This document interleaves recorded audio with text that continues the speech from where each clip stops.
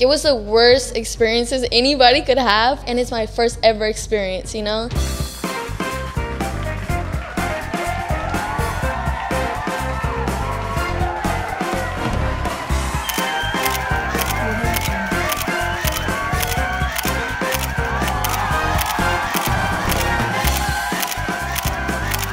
What is up, everyone? I'm your host, Alexis, and this is Noche de Pendejadas, your favorite talk show turned podcast en donde yo traigo a tus influencers favoritos para platicar y posiblemente sacarles sus trapitos al sol. Please help me welcome tonight's guest, Alexis. Hi. How are you, amiga? Good, ¿Cómo how are estás? you? Un poquito nerviosa. Yeah. Igual, yo, you guys, I don't know why every single time I film with someone that it's like my first time meeting them, me pongo nervioso. Yeah, dude, I'm shaking. I'm like, and I'm over here acting like I've never done this before, you guys. Pero esa es nuestra primera vez, like, conociéndonos en persona. I've been following you ya por what, like over A cool, 2 years, maybe? A minute, bro. You guys, y esa es nuestra primera vez, and I want to say thank you so much for being here. You. I know we started planning this, what, like months ago? Yo me acuerdo que le mandé un mensajito, and I was like, Alexis, por favor, quiero tenerte en mi programa. And at the time, you're like, vivo en México, no puedo ir ahorita. Yeah. Pero déjate, doy unas fechas. Me dijiste octubre. Yeah. And you know what's funny? When you told me about October, that was like 2 months ago, and I was like, you know what? I'm going to hit her up. What if she forgot? And as soon as October was going to start, I was like, hey, me all Like, fucking you remember me? I'm like, ¿te acuerdas o no? Si no, aquí estoy para acordarte. Pero ¿cómo estás, amiga? How was the drive? How have you been in LA ahorita que estás aquí unos días? Been good, dude. I'm so excited. I've been like, no, I didn't forget about you at all. I've been like waiting, counting down the days. I'm like, wait. You're like, ya viene, ya viene. Oh, I'm so excited. No, I'm literally so excited to have you here porque quiero conocerte un poquito más. I want to know a little bit more about you. Yo sé que la gente allá mirándonos en casa también te quieren conocer un poquito más. I'm going to go ahead and send over the mic to you para que tú nos digas un poquito más de quién eres y qué haces. Okay. Hey, y'all. I'm Alexis. I'm 21 years old. I've been doing YouTube and social media for a cool couple years now. And yeah. Haz un poquito de todo. I feel like you're really good on YouTube, though. Yeah. I focus mostly on YouTube. I've been trying to get on TikTok, but like... It's hard. I like to talk and talk and talk. I'm like, TikTok, they got little... They got 10 minutes. 10 minutes. Not even 10 minutes. They got one. Oh, you only have the 1 minute one? No, I do got 10 minutes. Oh, now you do. Do you remember when they took it off, though? Yes. Bitch, when they first put the 10-minute thingy on TikTok, I was like, yay, ya ganamos, porque a mí también me gusta platicar mucho. And then they took it off for a moment. I was like, ¿qué chingados están haciendo TikTok? Y ahora ya lo regresaron. So, ya para empezar con el chisme, yo quiero empezar con la primera pregunta que yo le pregunto a todos.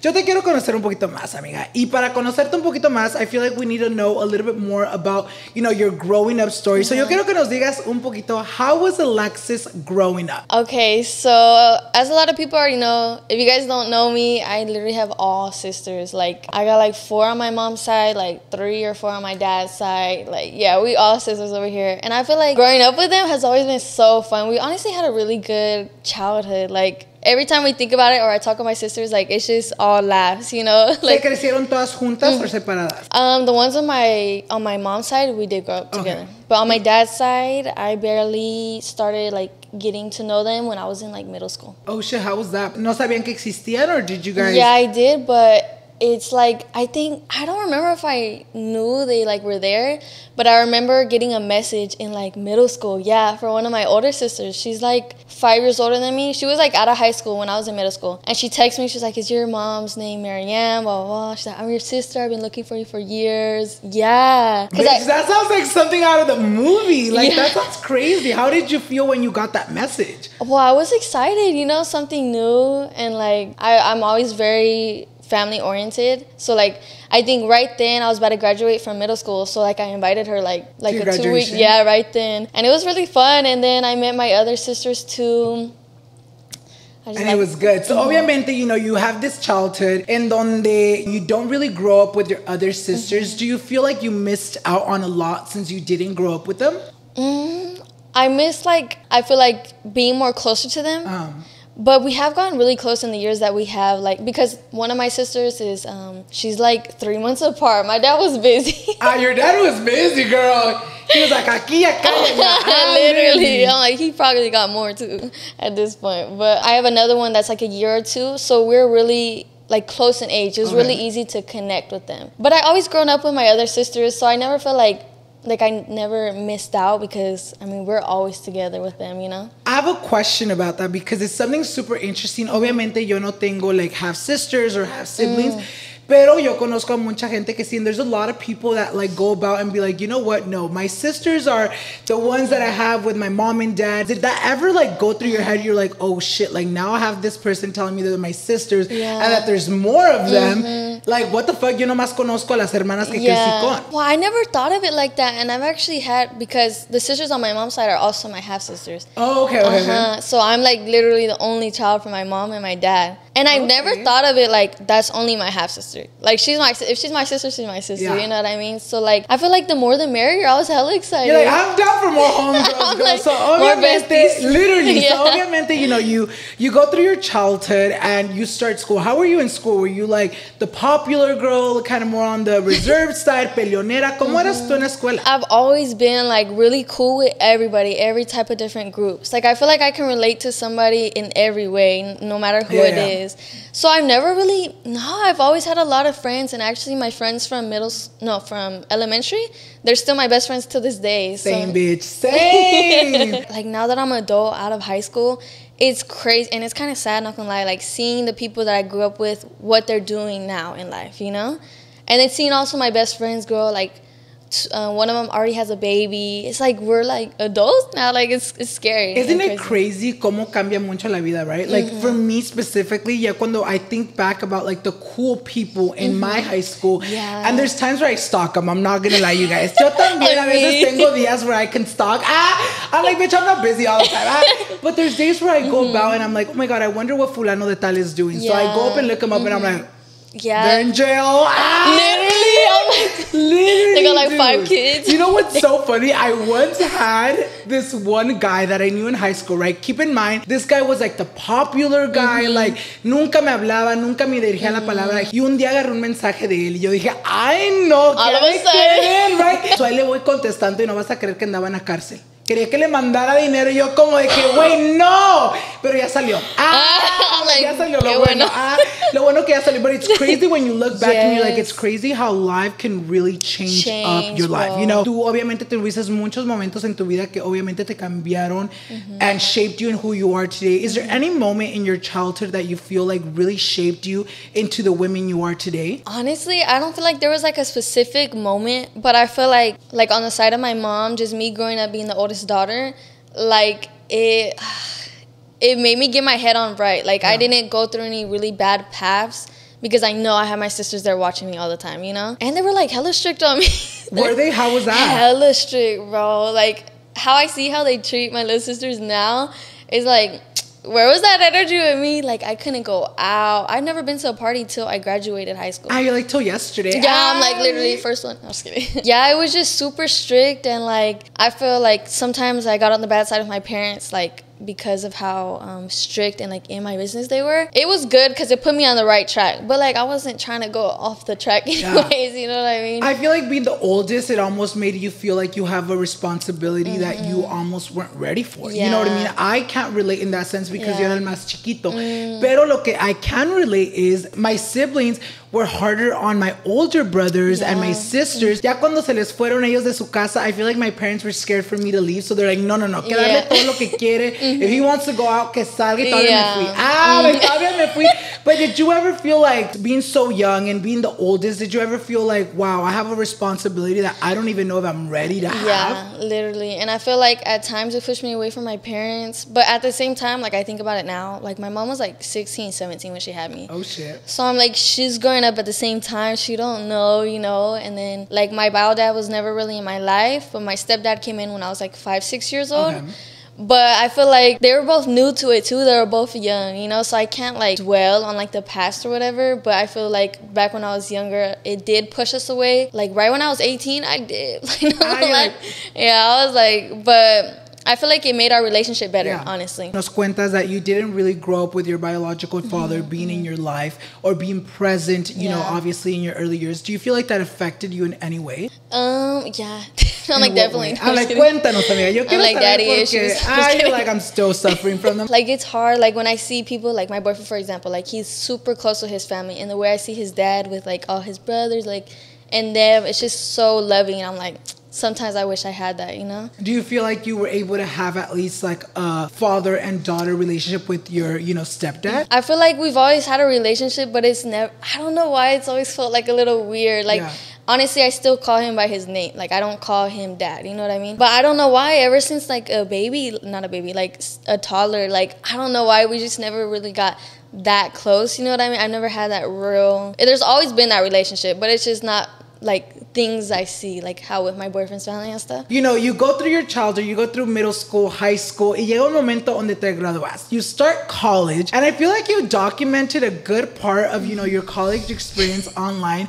Cuéntanos un poquito cómo fue esa experiencia para ti. I got some stories. We actually, well, I started college, I think in I graduated 2020, so right during quarantine. Pandemic. So my first like semester, it was all online. And then I also was training to go play soccer for my college team. So like I really didn't get to experience much like the college life. And then next semester we did go there, and I went to college in Fresno. I'm from Bakersfield, by the way. And it's like 2 hours away from Bakersfield. And at first, like before, well, I ended up moving to an apartment, like a student dorm, and that's a whole nother story. It was horrible. I did like this whole story time. Dude, I had the worst roommates. Like, it was the worst experiences anybody could have, and it's my first ever experience, you know? So I didn't, like, it was bad. What was, like, the bad experience? So it was, like, 4 of us. No, it was 3 of us. No, 4 of us in total, but I had 3 other roommates. In the same room? No, in an apartment. Oh, okay. We all had our room, and it was really ghetto, like, really bad.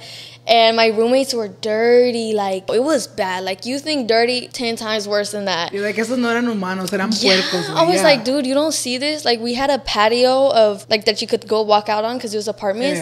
And, like, one of the girls would let her dog just, like, poop all over there. And it would stay there. It was this, like, disgusting. I didn't want to be I'm like my backyard. Like me right now. I'm just kidding. But when you're living with other people, it's like, bitch, be considerate. You got to think about the one that was next to me, because it was like 2 on one side and 2 on the other side. The girls with me wasn't that bad. But it just wasn't like a good experience at all. And actually one time, there's so many stories with that, but one of the girls was super crazy. Like, she would come banging at like 3 a.m. One time she was banging hella hard, and like I think she was arguing with her boyfriend, like scary type stuff. And then one time she even came to bang on my door at like 4 a.m. She's like, bitch, get out! I was like, and I never even talked to her like that before. Like, it was weird. Like, we didn't talk to each other. ¿Qué quería? She like thought someone stole her clothes. I was like, nobody stole. Like, nobody. Baby girl, you good? You don't even want to steal your own clothes. You good? But yeah, she was banging all crazy. I was hella tired because I was doing college soccer at that time. Okay. I was mad. Like, I was ready to get it cracking, you know, but. I ended up leaving early, and I like dropped out and everything. It was... How did you meet these girls? Obviamente nos platicas que nunca hablaban mucho. Like, did you just find them like on a sign? Or ¿cómo te las encontraste? ¿Eran amigas? I feel like it was low-key my fault, because it was me and one of my teammates that were looking to move in together. And she was also in the apartment, but she was with the crazy girl. Yeah, we kind of looked late. Like, we were hella like lagging stuff. So by the time we got it, that was like the best we could do, and for like the best price, you know. Were they looking for like roommates? Yeah. Oh, okay. So you guys went in to rent into theirs. Into theirs, because they've been there for. Was that hard? You know, obviamente when you live with other people, especially because you guys are the ones going into their apartment. Did you ever feel like, bitch, I don't even feel like it's my home? Yeah, all the time. And I thought it was going to be a good experience. Like, I've heard, like, becoming best friends with your roommates and all that. And, like, dude, literally the day we got in there, like, you would think if you have new roommates, you would clean up, make it look all nice, like, good first impression. We get in there, it smelled like She's like, bitch, I'm gonna give you what it is. I ain't gonna fucking catfish you. It's like, it is what it literally, is. she's like, we're not gonna set no expectations. Yo te empecé a seguir. You were big on soccer. You would talk about it. You would obviously play. How was that for you? How did you even get into, the world of soccer? Well, I've always played since I was young, but it's always been like recreational, nothing crazy. Okay. Like my parents are not like big soccer fans. They never had like really big dreams for me. They just always let us do whatever we want, like be in stuff like that, little sports. And I would say in my junior year of high school, I decided like, dude, I want to go hardcore on this, like for real. Like I really love the sport, you know? And I had dreams to I had like everything planned out. I was like, I know I can do this. If I put in the work, I can do it for sure. I wanted to end up playing like professional in Mexico. That was the plan. I knew I wanted to go live there before I moved there. And then I got, it was so exciting because I finally got, the first step. I played at a community college, but it was, the best in the state. And, they have really good transfers all to D1. So I was like, okay, we got the first step. Because I didn't start off like everyone else, in club, growing, playing with the best teams. I started really late, and I knew I was, an underdog. But I knew I could do it if I wanted to. And then I get to college, everything's good. And then, I have a horrible experience with my coach. He made me not like it. I stopped playing. Literally after that, I was like, I'm done. Did that create any type of depression for you? Obviamente por muchos años tienes este sueño to being a professional soccer player. Llegas a college. This coach kind of shits on your dream to the point where you don't even want to do it anymore. Did that create any type of depression or anxiety for you? Honestly, at that, literally, and that's why I quit, because I'm like, there's no reason, because dude, we were spending there every hours out of the whole day. We were at practice, we had meetings, we had practice, we had a meeting after. We were there for hella long. I was like, this is not D1. Relax. But and it was really hardcore, literally hardcore. We were D1 athletes, and so it was a big toll on me. I was like, I don't need to do all this. Shit, I don't have to and you deal weren't with even this. feeling happy at that point, so you're like, ¿pa qué tanto desmadre si no me siento feliz? Literally. Were you going to college more for, the soccer aspect, or were you actually going, also, were you taking, normal classes, I'm assuming? Yeah. What were you, trying to be? I was majoring in psychology. Okay. Yeah, I did go to that community college specifically for soccer because my grades graduating high school were really good. I could have went into a really good school, but I knew I'm not going to be on, they're not going to take me for soccer, a really good school, so I had to start. And it was cheaper, so it's just the best option for me. And, I had, it was mainly for soccer. I went to school. So, obviamente, you go to college, you get into a good school for what you wanted to do. Y llega el momento where you drop out. How was that whole process for you? Where did those thoughts start coming in? And how did it really happen when you're like, you know what, chinga su madre, hasta aquí llegó todo eso, ya no quiero más? During that whole time of college, even before that in high school, I was doing social media. During college, I kind of it was kind of a break. It was nothing serious for me, just some side money, you know what I mean, so I could pay rent and stuff. Yeah. But I was really focusing on soccer in school. That was my main priority. And then once all that stuff happens with my coach, I was like, you know what, even thinking about it, even if I go pro and I go play in Mexico, I can have better opportunities doing social media and make better money doing social media. And it's why do I have to go through all this? How I literally I would come home I have so many pictures during that time crying, because it was just giving my all, and he didn't give a he did not care. Yeah, the coach. And he treated we had a 30-man roster. 30-man. And the team, it's 11 on 11. Half of us would never play. And it's crazy when we first started. I feel like coaches do this on purpose. During the preseason, they kiss your ass and all this. We would come in and then he would say, the Bakersfield girls, and he'd be so nice. And I was at the top of, we had preconditioning, and we would have to get the best times and stuff, and he would act depending on all that is who's going to be the starters, who's going to get playtime. And I worked my ass off. We had a 30-man roster, and I was always top 5 in all those things. Most of those girls were from Fresno, you know, so he's known them. I don't know, it just was, he did a lot of those players really dirty, really good players that I know if they went to other schools, or if I went to other school, we would be starters, you know. And I'm like, you're taking their 2 years away. These are like valuable 2 years to be able to transfer. Yeah. And we're gonna have 1 year of just completely taken away. Like that's messed up, you know? Was it hard for you to make that decision when it came down to like, you know what, I'm gonna let go of my dream and go pursue another dream? Because, you know, social media is a whole other dream on its own. Yeah, it was a really tough decision because like I put in all this work, you know, and it was really hard, but at the end of the day, like, I'm always going to put myself first and my mental health first. And I know, like, whatever dream or path I want to take, I know I will succeed in it. So I never really tripped about that. It was just sad letting that dream go because that was, like, a big thing for me. Obviamente nos cuentas that your coach was, like, an asshole. Was there any moment specifically que te recuerdas tú that you're like, you know what? Hasta aquí llegó. Like, I've had enough. Like, obviously nos cuenta that the whole thing was a fucking mess. But, like, was there any moment where you're like, I'm done? Like, I'm not taking this shit. I think it was because he played favorites really bad. And he was really, like, super hard on if you miss a practice, if you're late to a practice, you won't play the next game. Like, it was bad. Like, he was so strict. And, like, we started seeing it with specific players. Like, he would let them slide on things. Yeah. And we're like, bro, we're here every day working our asses off in the Fresno heat. Oh, and then, like, we had, I think during that year, there was really bad smoke and ashes, and we were still outside. Like, the boys, because my boyfriend played over there too, they would have their practice canceled, and we would still be out there. I'm like, he obviously don't care about us. Yeah. So I was like, dude, it's not worth it. Like, at this point, I'm going to just do social media. You're like, fuck this shit. So obviamente, you know, you drop out of college and you're like, you know what? I'm going to go full force with social media.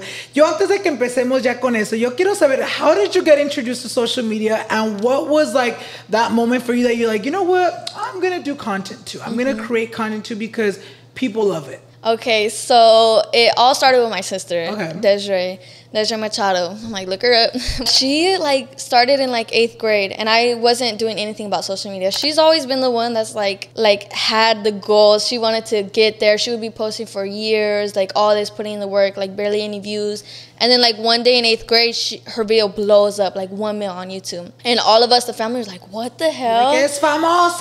Yeah! And we were so excited for her, but, like, we really didn't think too much of it until we seen, like, she was making money. Yeah. And we're like, dude, this is crazy. She's an 8th grader making money, you know? And then I think, like, maybe a year later, I decided, like, I should start doing content too. And it was just always been fun because it's always just been us recording, like, who we are, like, vlogs with the family. It's very like, memory vibes, right? Memory, that's exactly how I think about it. Like, I love, like, we have these memories to look on. Even if, like, it doesn't go nowhere, we'll always have these to look on to. Were you appearing in her videos prior to you, like, doing your own stuff? How were the people taking, you know, obviously I feel like whenever someone introduces someone new to their platform, how are people taking you? Like, do you feel like you were loved already? Yeah, I feel like I got a lot of positivity, and that's one of the reasons why I started my channel, because a lot of people wanted to see me, you know, because we would always record together, and it was just so fun, like, laughs. And then, like, I remember when I did start my channel, like, majority was good response, but I would have those people that would, like, kind of compare us, or I remember a lot of people would say I would be copying her. I'm like, she's my sister. Like, we grew up together. I'm like, we're humor is the same. Yes. But that wasn't that bad. Like, majority was really good. Like I had a lot of support, and it was really fun. Was there anyone ever, like, near you that was ever like, eso no es un trabajo, ever doubted you, or ever felt like what you were doing was never good enough? Honestly, for me personally, like no, we really had so much support around us. Like, our family has been supporting everything we done, and then, like, my friends too. Like, whenever I'll be like, you guys want to record a video? Like, I have so many videos with them when we were in high school and stuff, and, like, it was always, like, I've always had so much support, and I'm really blessed for that, and that's why I still have them in my life. And I feel like that's a good thing. I feel like, especially when you're doing social media, so many people come and go, so many people don't believe in you. Sometimes they think that, like, you got lucky, and I feel like it's really important to really have a core of people that, like, love and really genuinely support you. And, you know, I'm glad that you have that for you, because no mucha gente que hace lo que hacemos tienen a ese support system. So, obviamente, you know, you tell us that you started doing social media, and for many years you were doing it for, you know, nickels and dimes. You weren't really going full force with it, you know. ¿Cuál fue el momento donde you're like, you know what? This is actually generating a good amount of money. I can make this a full-time job. I would say in high school, but not really. Like, I remember when I got my first check, and it was like $400. I was so excited because that's so much money for the month. Let me clarify. YouTube pays you monthly. So $400 a month, obviously, as a high schooler, you're like, wow, so rica. But on the real world, no es nada. Yeah, literally. Well, because, like, especially growing up, like, we didn't have a lot of money like that to be spending on random things or things we want, you know? So, like, this was, like, crazy to me. I'm like, dude, like, there's no way this is possible. What I was making was, like, fine, like 100% for me. Like, I would even spoil my friends all the time, especially my friends, because like I remember going to, like, when we would go out and stuff, like, I wouldn't have money, my parents wouldn't give me money, they would like pay for my food and stuff like that as kids. So I was like, you know what, like, these are my rider days, like, I'm gonna give them whatever they want, you know. But I think, like, even then I wasn't taking it very seriously. It's just like it was like, yay, extra money, like fun vibes.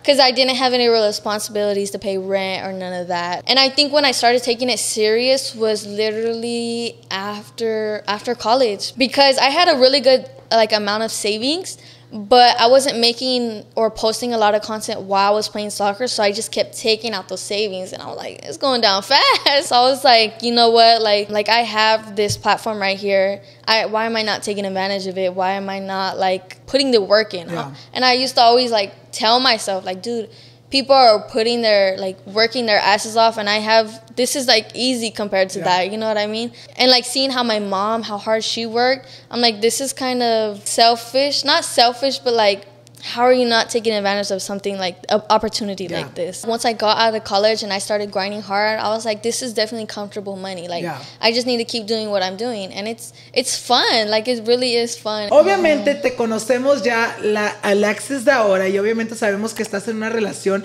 Pero yo quiero saber cómo se conocieron. How did that happen? I'm like blushing. I was kidding. Está en el público, amigas. Hoy sí tenemos público. How was that? ¿Cómo se conocieron? So we actually met in college, and I met him in, like, such a perfect time, because, as I was telling you, like, when I was really down bad, like, depressed during soccer, that's when we kind of met together. So, like, that was my source of happiness, you know? I'm like, better cry. I'm just kidding. So we met in soccer because he was playing on the boys team and I was playing on the girls team, and we met at, like, a kickback or something, and I remember looking at him like, I'm gonna bag that. Like, he's fine. You know? Like, that's mine. That's mine. I literally told my homegirls, I was like, I called dibs. I remember him just being like, he was so shy. Like, it was so funny how we met, because, like, I think on the first kickback, we barely talked. Like, we were both shy. And he doesn't drink that much. And for me, I need a little shot or something to get some confidence.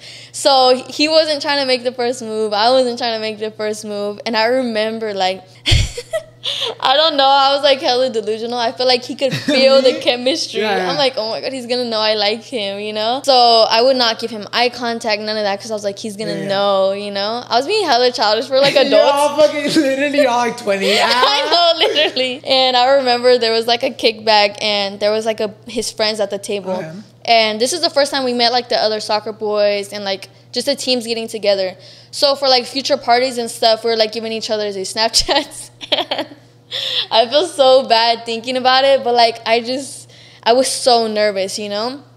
And I got all the boys' Snapchats but his. Y tú bien interesada, güey. La más interesada, she's like, forget him. Literally. How was that? Did you go home, you're like, fuck, la cagué? Yeah, I was like, dude. And I like, was thinking about how he felt, because he tells me how he felt during that time. And I was like, dude, Did he find out, though, that you asked for, like, everyone's Snapchat except he was for him? there. Oh, so you were going around with the phone. And, like, when it got to him, you're like, not you, not me. Oh my God. I would have been like, fuck the bitch. No, literally. That's crazy. Okay. I don't know why I did that. Like thinking about it, it's just like, I don't know. I felt like he could feel our chemistry. And Los nervios. Yeah. Like, I didn't want to give him eye contact. I would have went red in the face, like, literally. So I think that's what it was. And then, like, we went to another kickback, and I got, like, a little bit more, like, liquid courage. I was ready. I'm like, you know, I'm going to make my move this time. I'm going to get drunk and talk to him. And I start getting tipsy and stuff. And I go to talk to him. Tell me why he's sick from the throat. He can't talk. Mudo. Yeah. Mudo. He's like... Is that what he tells you? A lo mejor he was starstruck, amiga. Maybe. A la mejor. I had him. So it was just like that night we really couldn't talk. And then I think, I'm like, come remind me. I have hella bad memory. But like just little by little, like we started, I think I followed him on Instagram. And I didn't follow any of his friends. So, like, I feel like that was me shooting my shot. So I think after that, he ended up texting me, like, when do the girls play or whatever. And then from then, we started, like, just talking more in person. And then one day we hung out. And ever since that day, we never separated. Seriously, we would hang out every day. Was it like, did you guys become boyfriend and girlfriend, like, without anyone asking? Or how was it when he asked? Oh my God, it's so funny because, like, he was not getting the hint. Like, we were together all day. I'm like, obviously, I like you. Like, duh. And he was thinking I was friend-zoning him. I would, like, dab him up and stuff. And he would think, like, I was friend-zoning him because of that. But that's just, like, how my personality was. But, like, it took him so long for, like, the first kiss. I was like, does he even like me? Like, I'm about to, like, you're drop. Like, casi te me tiro. Yeah, literally. Like, we were hanging out probably for, like, a month straight every day. And it wasn't, like, we didn't kiss or nothing. Like, it was just, like, us getting to know. Yeah. And, like, we went, like, one of our first dates, we went to the movies. And afterwards, we stayed talking till 4 a.m. in the mall. Like, in the outside mall. And I was like... Y no beso. Nothing, bro. Even the hug after was so awkward.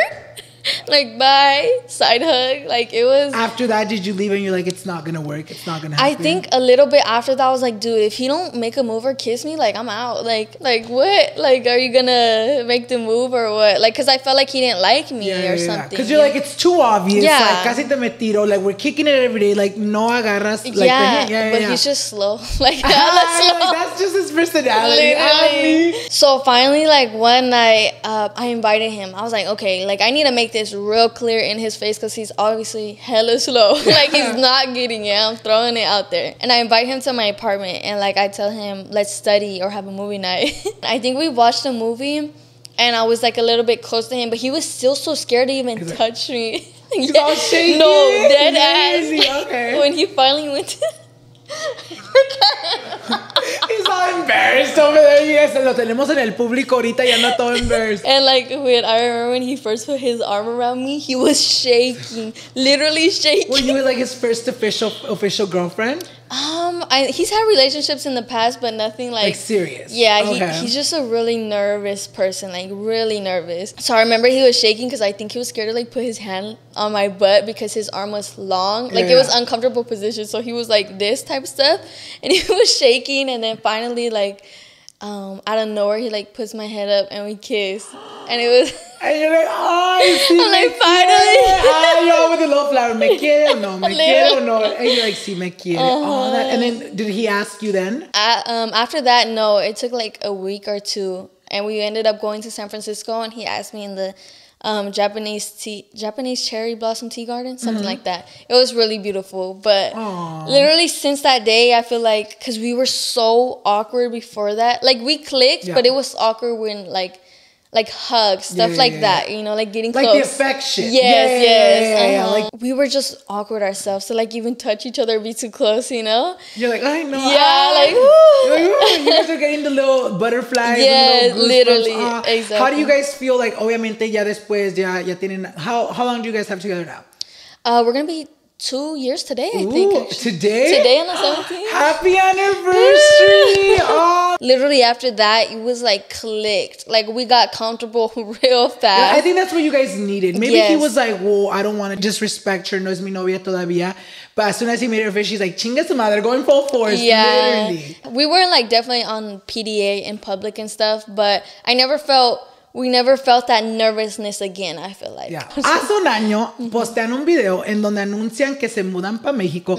How did that happen? You're a Bakersfield girl and now you're over here living in Mexico. How did the combos even start? Okay, so, well, my boyfriend's from Colima. Okay. That's where he was raised. And, like, we always talked about it and stuff, like visiting his family over there because his family still lives over there. His mom, brother, everybody. So, on Christmas, like, he told me he wanted me to take me over there to meet his family. And he was telling me all this stuff. Like, I don't think I think I've been to like Tulum before that. Yeah. Like real touristy one place. Like I didn't know Mexico like that. But I was so excited because I've always, like ever since I was even in high school, like I knew I wanted to be there one day. You know, like before we go for Christmas, he's telling me like all this bad stuff about Colima. He's like, the roads are so ugly. Like he was telling me all, not like dangerous stuff, but like just very uncomfortable bad stuff. I get there and it's like a freaking paradise. Like it's so beautiful there. And I'm a really like nature girl. Like I love green, all that. So I got there, I was like, boy, so you've been lying this whole time. Like you didn't want to bring me here. Right. Like this is why you didn't want to bring me, because like right then I was like,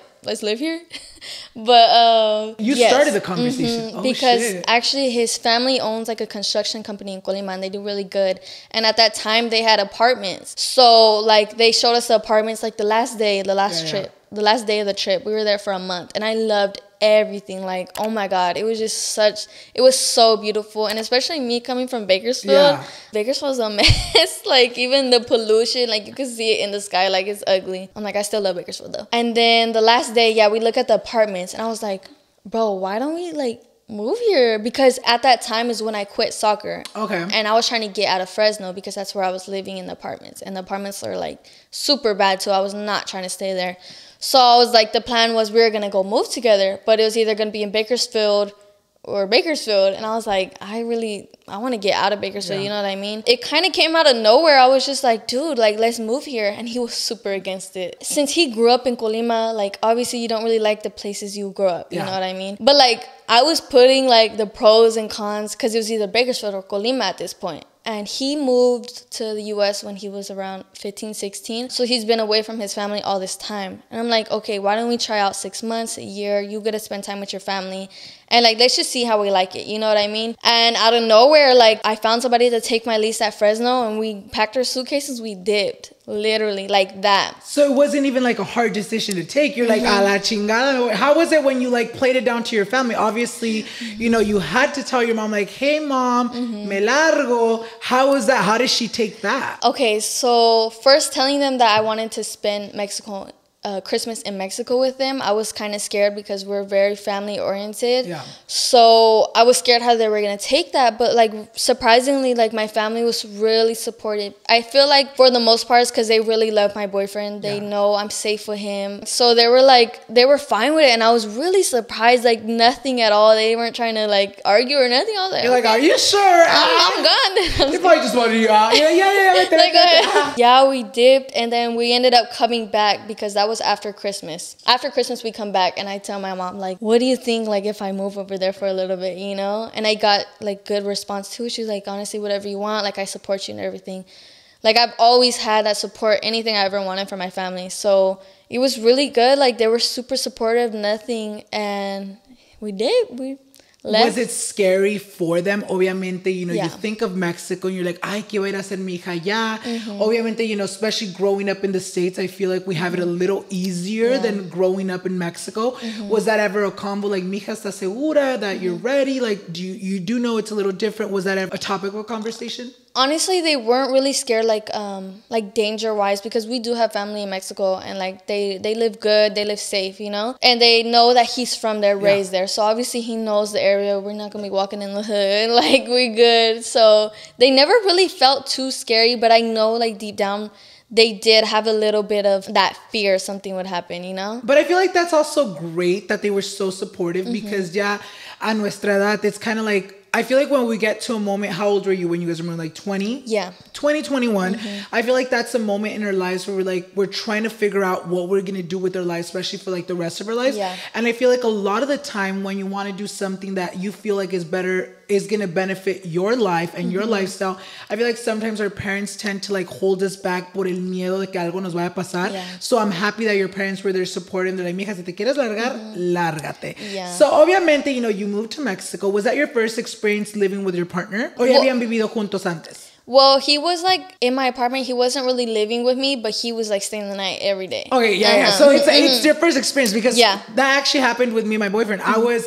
I moved in with my boyfriend 2 months after high school. 2 months after high school, bitch. But even before I moved out, I was already staying at his house every single day. Like, I kid you not, he would pick me up after work y ya no dormía en casa. Pero obviamente es la diferencia de sleeping over every day than to when it comes to like living together. How was that in the beginning for you? Was it hard to adjust? Because I mean, sleeping over is different. It's different. Se va a su casa o se va a su apartamento, pero ahora ya no se va. Están juntos. How was that? Well, it was definitely a big change. Like, once you move in together, like, you see everything. You see their habits, you see everything. And, like, they see everything of you, too. Like, you can't hide, you know? So, it was a change, but it was a good change. Like, we got to know each other even on a deeper level than we knew before, you know? And obviously, there was, like, arguments, like, when it comes to cleaning habits and stuff. And I feel like those boundaries should be set in the beginning, you know? So, you don't want to be years still arguing about that. But we got, like, our boundaries set in the beginning, and it's honestly been like a really like an amazing journey, just living with him, getting to know him even more, you know? That's the scary part when it comes to moving in with your significant other, because, you know, when I first moved in, we were living in his mom's house en su cuartito. Ya luego cuando agarramos nuestro apartamentito. Well, when I lived with his mom, it was very much, well, I have to adapt to whatever the fucking rules are here, you know? But when we moved into our apartment, like our first ever apartment, I remember having convos together like, hey, I don't like this. I've noticed this about you, que no me gusta, esto, otro. And it's great that you had that mentality of like, all the boundaries need to be set before. Porque hay mucha gente que let it go. Y luego ya 2-3 years down the line, you're like, this bugs me about you. This has always, and like, ¿por qué no me dices antes? Even like 10-20 years. Yeah, before. Like 30 years. My mom be all complaining to my dad. I'm like, girl, why didn't you tell me before? I feel like a lot of people, you know, always ask you like, what's a piece of advice you can give to maybe your girl watchers or even your men watchers that are, you know, looking to move in with their partner? Que es algo que tú aprendiste, you know, living with your partner. I would say, like, there's gonna be change and you should embrace it. I feel like it's a beautiful change, you know what I mean? And I feel like, honestly, it could go one way or another, you know what I mean? If it goes the bad way, at least you know. At least you know, and you can dip and find somebody better for you, you know what I mean? Because you're gonna find like the real person. You're really gonna find out who your partner is, you know? No covering up, none of that. Reality is gonna hit you real fast, but it could be a real beautiful thing. Like, what's like one thing that like ever since you started living with him, you're like, wow, I didn't see him like that? Something positively that you were like, wow, like I didn't think this was like the real, like my man. I would say honestly, like how we can still be any part of the day. It's like, I feel like we bring that child out of each other. Yeah. And it could be any part of the day. Like, we're just walking down the stairs or he does something like... we be doing too much, low-key. But he's just... Like, just seeing that part of him all the time and knowing, like... And he brings it out of me. It's just something, like, really beautiful, you know? You really do get to know your partner on a different level once you move in together, because it's literally like a break it or make it moment. Like, it either can work out, or you start seeing how they really are and you're like, you know what, I'm dipping because esto no va a durar. So, obviamente nos cuentas que te mudas a Mexico. What's the craziest thing that has happened to you that really was like, wow, what the fuck, living in Mexico? I've never really had bad...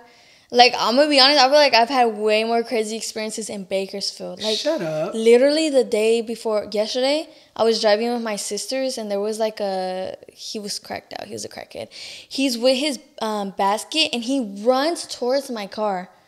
While I'm driving, I'm like, it scared me so bad. Like, it was really scary. And I feel like I've never had experiences like that in Mexico, you know? Maybe the craziest experience is when we went to his, my suegro's pueblo, like a little ranchito. Like, when we got there, I heard some gunshots or something. But I'm like, that happens in Bakersfield. I'm like, been there. Like firecrackers. Yeah. Literally. Viviendo en Mexico, you know, nos cuentas de que te ha ido muy bien. What's like a misconception that like maybe you had or people around you had prior to moving to Mexico that now that you live there, you're like, what the fuck? Like, nada que ver. Yeah. Okay. Like, there's a lot of misconceptions, and especially since I moved there and I talk about my life or I just talk about things, like, people will leave a lot of comments, and I've even heard to my face, like, just coming from people, like, I've heard that you can't, I mean, it depends in every part, but to stereotype the whole country as something like that is, Like, I've heard you can't drive nice cars, BMWs. I'm like, my suegros have a BMW. I'm like, girl, me. It's crazy because you do hear that a lot. Like, when you're like, you move to Mexico, cuidado, los narcos, esto, otro. And I've been seeing your videos and you're like, wow, hasta yo ganas de moverme para allá. It's crazy. Yeah, and I feel like it's more common than not to hear that. Yeah. How I see it is, I've heard of worse stuff happening in Bakersfield, and we don't see it on the news. Yeah. You don't stereotype the U.S. as that or California like that. Like, I've had personal friends that have had really bad stuff, just really bad stories. And I've even talked about it with my boyfriend because him growing up in Mexico and being like exposed to the media and stuff, it's always been like America or the US is like the Mean Girls movie, like movies, you know what I mean? And in reality, there's good parts and there's bad parts, just how like there is in Mexico. A lot has to do with the media and the way they portray it. Like, it almost seems like the U.S. nos pone este fear on Mexico, so one, we won't go. But in reality, es como cualquier lugar, como dices tú. Igual como en México hay lugares que son súper peligrosos, igual hay lugares that are super good. You know, igual que aquí. Like, every place, like in the U.S., there's a lot of places that are dangerous that a lot of people like don't go out there walking around, but you don't see people talking about You never like hear the U.S. stereotyped as that. And like, I don't want to say like Mexico is some paradise because there's a lot of corruption and there's a lot of bad stuff going on. But I just hate when I hear, especially to my face, like people just like shitting on Mexico. That's such a beautiful country with beautiful people. And it really irritates me, especially when they haven't even took the chance to get to know Mexico, go there, visit. Because there's so many beautiful places that aren't even tourist places that are safe, beautiful. Like I've been all around. I've been to a lot of states. I've been to like cities, pueblos, ranchos, and I've had like the experiences and the memories I've had, and getting to know more about the culture, the people, is just such a beautiful experience. Now that you live in Mexico, do you ever feel like you live in Mexico? Like, I don't know if that makes sense. Like, obviously you say that you have a lot of great memories, but do you ever like stop yourself and be like, what the fuck? I live in Mexico. I do that all the time. Like, damn, we really out here. Because like my normal day in Mexico, like when I come back to Cali, like I'm used to ordering in Spanish. I'm used to talking to everybody in Spanish. And then I come back here and I'm like my head is automatically trying to respond in Spanish. You know what I mean? And it's crazy. Like, I just look around because like geographically, like the architect is just super different. And just looking around, it's like, dang, like, and then I come back to the U.S., I'll even see the houses here, how they look. And it's like, it's so different, you know? You've been living in Mexico for ya más de un año, a little bit over a year, right? Or you're going to be a year? It's going to be 2 years in January. Oh, shit. Ya 2 años. What's something, you know, that was hard for you to adjust, you know, from coming from the U.S. to moving to Mexico? What's something that took you longer to adjust to? Well, the biggest thing for sure is because when I got to Mexico, I didn't speak Spanish. Okay. So that was really big, like a whole process on itself, learning. Because here, like the no Sabo stereotype, it's always like, if you try to learn, they'll make fun of you. You know what I mean? Like anywhere you go, social media, even if you mess up on social media, they're on you, you know?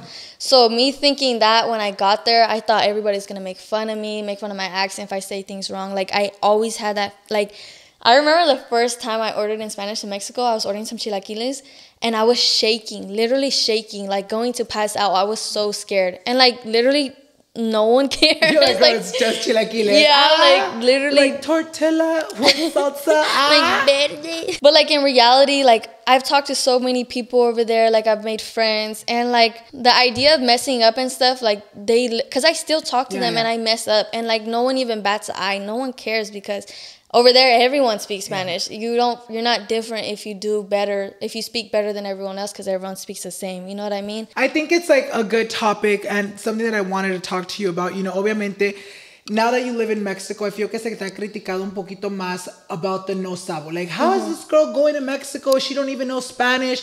Y se te critica mucho. Y obviamente, I feel like for a lot of people, it can tend to get to them. How do you feel when people, you know, call you a no Sabo kid?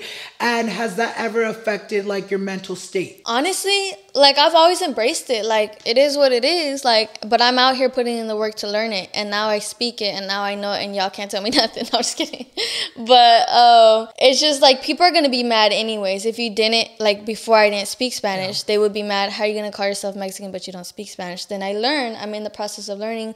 Oh, you can't speak it right. You're no Sabo. And now I'm, like, good.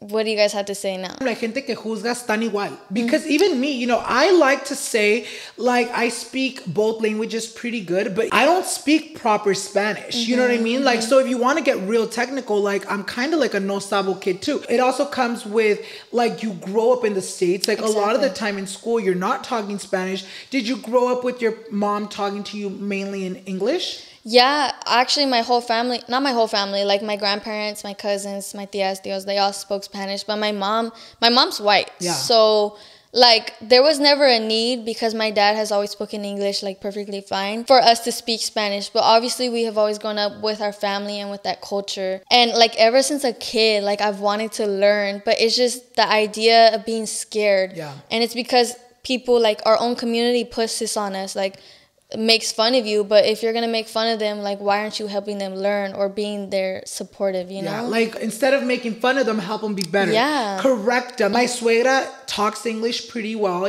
but there is some things que se traba in. Like there's some things that I know what she's trying to say, but she doesn't say them correctly. Y yo lo que hago en vez de reírme de ella, sometimes it's funny, like the way they say it's like, oh, it's so cute. But like yo en vez de reírme con ella, because I know how it feels, or I know how it feels like for someone to make fun of you. Even if like it's funny, but because it doesn't apply to you, it's not funny. Like the person getting made fun of it, it's not funny to them because it applies. Trying. You know what I mean? So what I do with my suegra is, instead of laughing, which I can easily do, I just try to correct her, and I'd be like, oh, no se dice así, se dice así. Or like, oh, say it like this. And sometimes, I remember at the beginning, como que lo tomaba mal, she'd be like, oh, mood, why is he correcting me? But I had to tell her, like, oh, like, I'm not saying it in a bad way, lo estoy diciendo para que aprendas. It's like helping you. You know, and I feel like not a lot of people do that. Y lo único que hacen es que se ríen. It's like, wait, no te rías, ayuda. And literally, and how you were even saying earlier about like you feel sometimes even you're no Sabo kid, like people don't realize most of the time, 100% of the time, it's you grow up in the U.S. school system. It's completely different. Like even if people who say they're like really fluent here, they go to Mexico, they know you're not from there. Yeah. It's just like, it's a whole different environment. You know what I mean? And I'm like, for people, like us growing up in the U.S., like we should be that comfort for each other, because if you go to Mexico, everyone who goes there knows, like, they'll be like, ¿de dónde eres? ¿De dónde eres? Because they know right away. So you kind of have an idea. Why don't you help people who do want to learn Spanish? At the end of the day, you can speak, whatever language you want, and it doesn't make you any better. Yeah. I feel like there's room for all of us to grow. There's a room for all of us to learn. And as long as, like yourself, as long as you're trying, long as you're trying to be better in your Spanish, that's all that matters. Do you have any plans? Ya viviendo en México ya por casi 2 años, do you have any plans of like moving back? Or ya dijiste, México es mi lugar? Yeah, Mexico. Literally? What do you love more about Mexico? Honestly, like, just like the people, I feel like here in the U.S. and California, especially bigger cities, people are really cold. Like, there's no like good morning, buenos dias, nada de eso. Like, you're in your own lane all the time. And that's even how I was. Like, I catch myself not wanting to talk to anybody or whatever, but that's how I grew up. Like, you just want to be in your own lane, get what you have to do done, and And over there, like, people will talk to you. People talk to strangers about your life. It's just more like welcoming, like family oriented. You know what I mean? And I feel like that's good too, because I feel like you said, sometimes we get too stuck on the trying to be in your own lane. Don't let anyone know.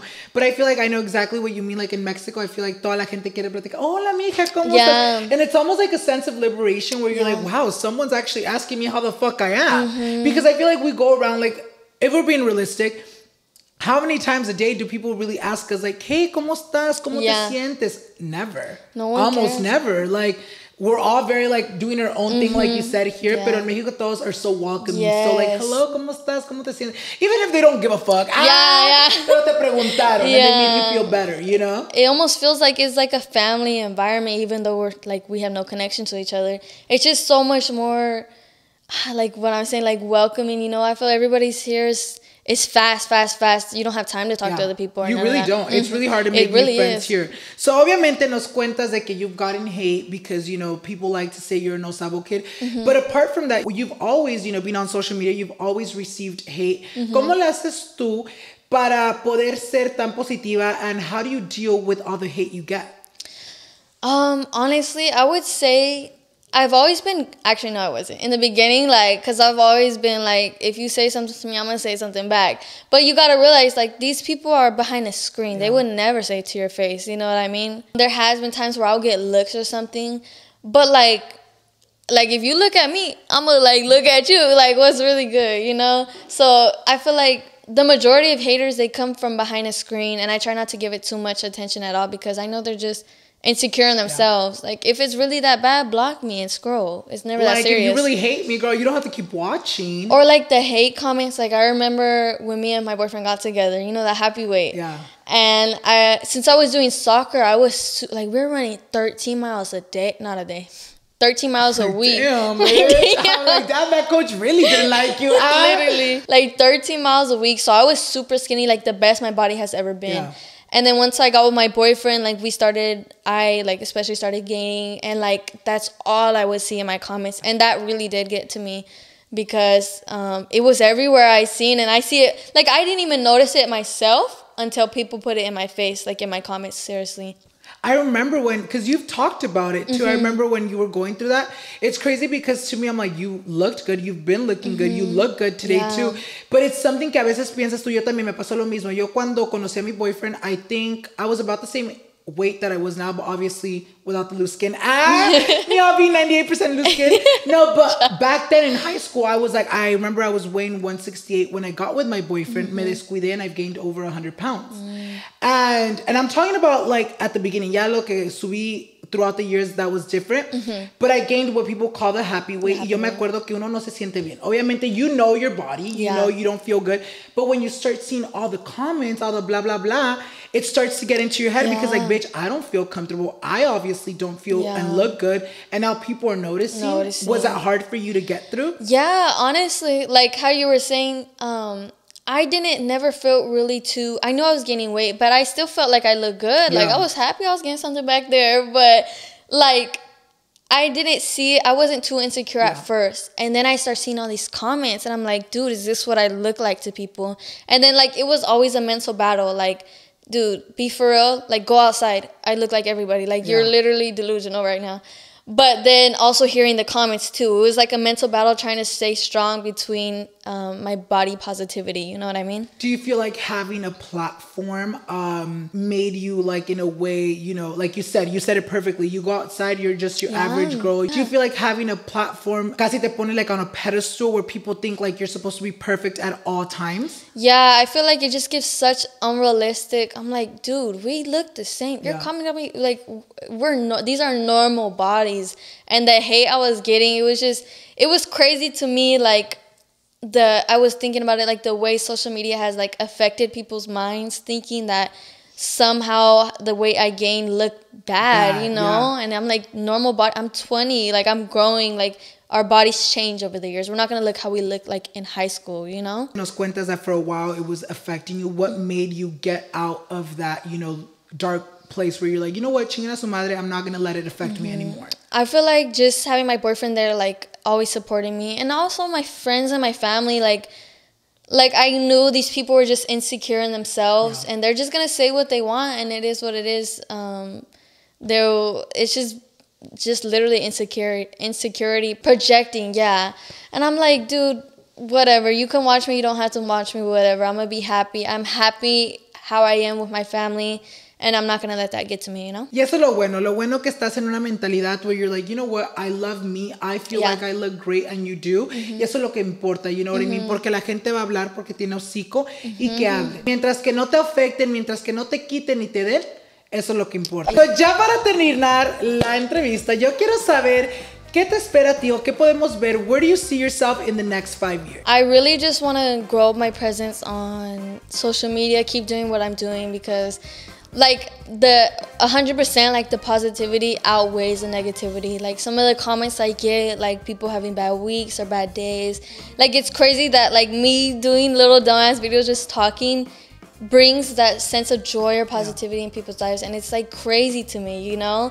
And so I definitely just want to keep doing that and build our life in Mexico, honestly. Period. Y pues aquí vamos a estar todos para seguir viendo that journey. So, and I'm excited to see you keep living your best life in Mexico. Thank you. Muchas gracias once again for coming on the podcast and opening up and just having a convo with me. Yo sé que estabas un poquito nerviosa, pero ya te miro más tranquila, amiga. Yeah, I'm like good now. I'm good. It's like 2-hour episode coming right up. Y muchas gracias también a ustedes, los que están escuchando. If you guys want to go ahead and follow Alexis, I'm going to go ahead and leave our social medias down below as well as on the screen right here so you guys can go ahead and follow her and keep up with her. And don't forget to follow me so you guys won't miss any future episodes. Once again, thank you so much for being here. And thank you guys so much for watching, and we'll see you guys in the next one. Bye guys. Hi, you did so good.